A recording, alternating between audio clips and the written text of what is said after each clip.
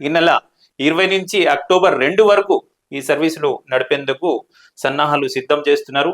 బతుకమ్మ, దసరా పండుగలకు నడిపే ప్రత్యేక బస్సులు అదనంగా 50% ఛార్జీలు వసూలు చేయాలని ఆర్టీసీ నిర్ణయించింది. ఈ నెల 20వ తేదీ నుంచి అక్టోబర్ 2 వరకు 7,754 అదనపు సర్వీసులను నడిపేందుకు ప్రణాళిక రూపొందించింది. హైదరాబాద్ నుంచి రాష్ట్రం నలుమూలలో పాటు ఆంధ్రప్రదేశ్, కర్ణాటక, మహారాష్ట్రలకు ఈ ప్రత్యేక బస్సులను నడపనున్నారు. పల్లె వెలుగు సహా అన్ని రకాల ప్రత్యేక బస్సులు అదనపు ఛార్జీలు వసూలు చేస్తారు. పండుగ ముగిశాక తిరుగు ప్రయాణాల కోసం అక్టోబర్ 5, 6 తేదీలలో ఆర్టీసీ ఏర్పాట్లు చేస్తుంది. విద్యా సంస్థలకు ఈ నెల 21 నుంచి సెలవులు ప్రారంభమవుతాయి. 20వ తేదీ సాయంత్రం 21న రద్దీ భారీగా ఉంటుందని ఆర్టీసీ అంచనా వేస్తుంది. ఆ 2 రోజుల్లోనూ 1079 ప్రత్యేక బస్సులు నడిపేందుకు ఏర్పాట్లు చేస్తుంది.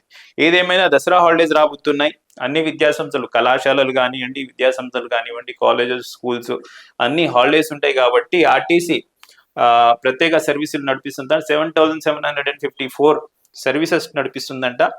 మళ్ళా దానికి 50% ఎక్స్ట్రా ఛార్జెస్ కూడా వసూలు చేస్తారు. మళ్ళీ ఆంధ్రప్రదేశ్తో సహా కర్ణాటక, మహారాష్ట్ర ఈ 3 రాష్ట్రాలు కూడా ప్రత్యేక బస్సులు ఉంటాయి. మళ్ళీ 7,754 బస్సులకి 50% ఎక్కువ ఛార్జీలు అంటే పొందించలేదు. ఇప్పుడు ఏదో హైడ్రా వచ్చింది, వారు రూపొందిస్తున్నారు. అదన్నా చేయండి, రాబోయే 2 సంవత్సరాలు ఏమవుతుందో చూద్దాం. దానికి నీ సెటాయిలు ఇదేదో జూబ్లీస్ నియోజకవర్గం మళ్ళా ఏమంటారు, మన బై ఎలక్షన్ ఉంది కాబట్టి ఇవన్నీ వాడతలు. సో ఏదేమైనా సారీ, ఏమైనా తప్పు చెప్తే కేటీఆర్, కేసీఆర్, బీఆర్ఎస్ గారు తప్పు అయితే నేను చెప్పలే. మీరు గొప్ప కాదు, వాళ్ళు గొప్ప కాదు అంటున్నాం. మళ్ళా నేను కాంగ్రెస్ పార్టీకి చెందినోడిని అనుకుద్దు. నాకు దిగ్గజ పారిశ్రామికవేత్తలతో సీఎం వరుస సమావేశాల్లో పాల్గొననున్నారు. ఉదయం 11 గంటలకు తెలంగాణ పాట్నా స్టేట్ లాంజ్ లో PAFI ఆధ్వర్యంలో న్యూజెర్సీ గవర్నర్ ఫిలిప్ డి మార్ఫీతో ద్వైపాక్షిక సమావేశంలో ముఖ్యమంత్రి పాల్గొంటారు. ఉదయం 11:30 12వ వార్షిక ఫోరంలో 500 మంది ప్రతినిధులను ఉద్దేశించి సీఎం ప్రసంగిస్తారు. సో రాష్ట్రానికి పలు పెద్ద కంపెనీలు తీసుకురావాలని తంటలైతే పడుతున్నారు రేవంత్ రెడ్డి గారు. మళ్ళీ రాష్ట్రం అప్పుల్లో ఉందంటున్నారు. వాళ్ళు ఇక్కడ పెట్టుబడి పెడతారా, కంపెనీలు మన దగ్గర వస్తాయా అనేది మనం చూడాలి. ఓట్ల దొంగల్ని కాపాడుతున్న సిఈసి, ప్రజాస్వామ్య విధ్వంసకుల్ని జ్ఞానేష్ రక్షిస్తున్నారు.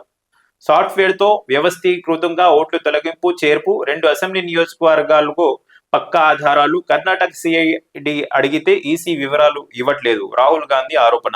ఏదైతే ఓట్ చోరీ మూమెంట్ ఏదైతే చేస్తున్నారో రాహుల్ గాంధీ గారు, ఆ ఓట్ చోరీ గురించి ప్రత్యేక సమావేశాలు అవన్నీ జరుపుతున్నాయి. దీని గురించి సో గుర్తు తెలియని వ్యక్తులు కూడా తెలంగాణలో మరి వేరే రాష్ట్రాల్లో ఓట్ చోరీకి పాల్పడుతున్నారు. ఎలాంటి ఆధారాలు లేకుండా ఓటర్ ఐడి కార్డు చూపించుకొని ఓటు వేసుకుంటున్నారు. సో అవన్నీ కాంగ్రెస్ వ్యతిరేక ఓట్లు, బీజేపీ కావాలని చేస్తుందని కాంగ్రెస్ పార్టీ, రాహుల్ గాంధీ ఆరోపిస్తున్నారు. సో ఈ 2 వార్తల తర్వాత హైదరాబాద్ న్యూస్ ఇది చూడండి. ఇది హైదరాబాద్ న్యూస్. నిన్న వర్షనీటికి మునిగిన ముషీరాబాద్ పరిధిలోని శ్రీరామ్ నగర్ బస్తీ అంట ఇది. సో ఇది ఛాత్రీనాకాలో వరదలు రోడ్డు దాటుతున్న విద్యార్థులు చూడండి, స్కూల్ పిల్లలు హెవీ రెయిన్లో రోడ్డు దాటుతున్నారు. ఆ ఫోటో ఇది. మన కేసీఆర్ గారు ఉంటే వర్షం పడంగానే హాలిడేస్ ఇచ్చేస్తున్నారు.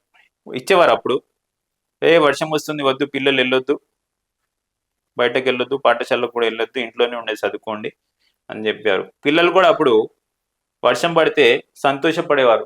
కేసీఆర్ గారు మళ్ళీ ఇమీడియట్గా హాలిడే ఇస్తారని. ఈ నామలగుండులో రోడ్డంతా బురదే. హబీబ్ నగర్లో గోడకూలి ధ్వంసమైన కార్లు. ఖైరతాబాద్ కేఏసీ కూడలిలో చూడండి, బండి మొత్తం మునిగిపోయింది. ఇక్కడ ఆయన పోతున్నాడు. ఆయన బీఆర్ఎస్ దేఖ్లెంగే సాంగ్ లెక్క ఆయన పోతుండే, ఏమవుతుందో దేఖ్లెంగే అని. ఇది పంజాగుట్టలోని మెయిన్ రోడ్లో ఉన్న మసీదు వద్ద ఉన్న పరిస్థితి.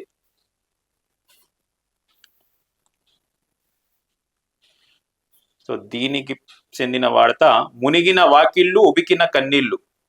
నగరంలో బుధవారం రాత్రి మొదలైన వాన తెల్లవారుజాము వరకు కొనసాగడంతో అనేక ప్రాంతాలు జలదిగ్బంధంలో చిక్కుకుపోయాయి. గురువారం సాయంత్రం కూడా భారీ వర్షం కురవడంతో ఆయా కాలనీల్లో వరద ఏమాత్రం తగ్గలేదు. భారీ మోటార్లను ఏర్పాటు చేసి తోడే ప్రయత్నం చేసినప్పటికీ మ్యాన్ హోల్డ్ నుంచి ఉబుకుతూనే ఉంది. మియాపూర్లోని ఓ అపార్ట్మెంట్ పక్కనున్న నీళ్లకోతకు గురవడంతో భవనం ప్రమాదంలో పడింది.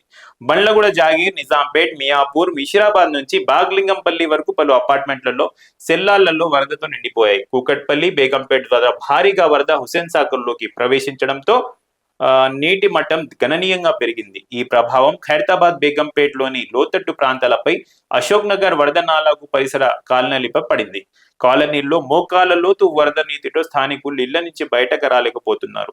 దుర్గంధంతో ఇళ్లకు ఉండలేక నరకయాతన పడ్డారు. ప్రధాన రహదారులను వరద ముంచెత్తడంతో వాహనదారులు అవస్థలు తప్పలేదు. సో ఇవన్నీ నమస్తే ఈనాడులో ఉన్న వార్తలు. నమస్తే తెలంగాణ చూసుకుంటే